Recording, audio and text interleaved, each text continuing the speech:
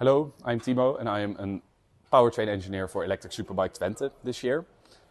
Being a powertrain engineer consists of a variety of tasks. We are responsible for all of the electric components in our motorcycle.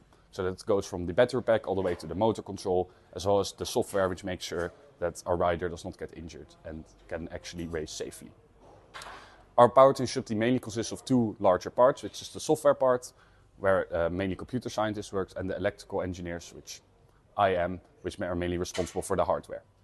I really like how much variety there is in my daily work. So it goes, one day I'm working on the actual motor and the inverter, while another day I could be designing a whole PCB. Another fun part of working on such a cool project is this, that I get work together with other disciplines, because I, as an electrical engineer, of course, have very different needs than the chassis people, which are responsible for fitting everything in. But I just want to make sure that everything works electrically.